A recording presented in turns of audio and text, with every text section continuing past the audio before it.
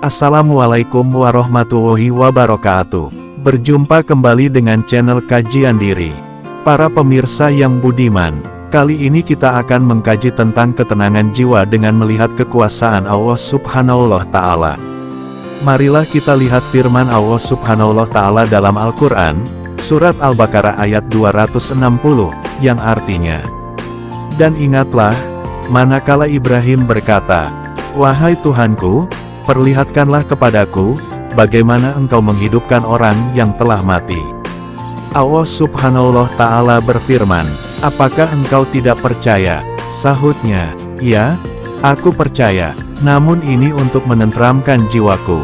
Allah Subhanahu wa Ta'ala berfirman, 'Ambillah 4 ekor burung, dan dekatkanlah kepadamu, semuanya kau potong-potong, lalu, letakkanlah di atas tiap-tiap bukit, dari sebagian burung yang dipotong-potong itu, kemudian panggillah semuanya. Niscaya, semuanya akan datang kepadamu dengan segera. Allah adalah Zat yang Maha Perkasa, lagi Maha Bijaksana." Menanggapi surat Al-Baqarah ayat 260 tersebut, Al-Hasan Al-Basri radhiyallahu an berpendapat, bahwa hal-hal yang menimbulkan rasa penasaran Nabi Ibrahim itu karena, pada suatu ketika, Nabi Ibrahim alaihissalam melihat bangkai himar di pantai, yang telah dimakan oleh binatang-binatang laut dan binatang darat. Manakala air di laut sedang pasang, datanglah binatang laut dan ulat-ulat memangsa daging bangkai binatang tersebut, sementara daging yang tersisa pada binatang itu tercecer di laut. Kemudian jika air sedang surut, maka datanglah binatang-binatang darat berganti memakan bangkai himar tersebut dan sisa makanannya tercecer keluar dari mulutnya.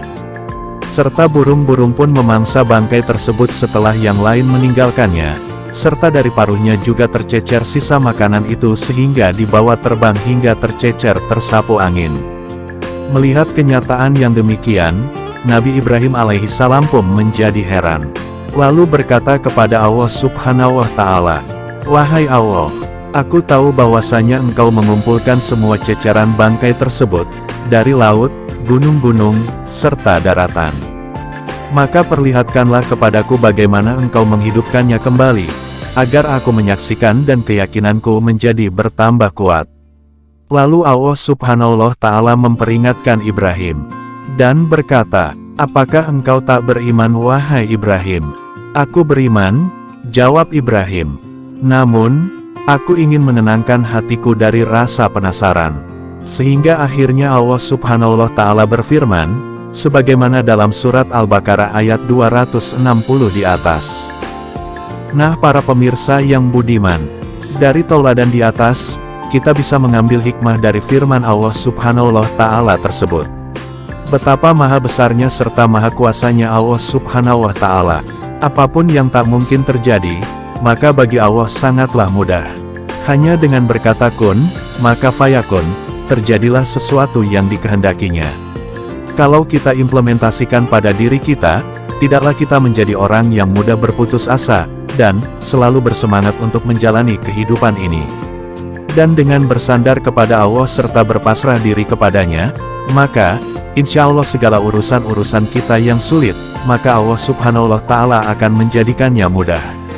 Kita jalani saja hidup ini dengan ikhlas, karena Allah Subhanahu wa Ta'ala sajalah yang maha mengaturnya sendiri, dan selalu kita berjalan di jalan Allah Subhanahu wa Ta'ala, yaitu jalan kebenaran.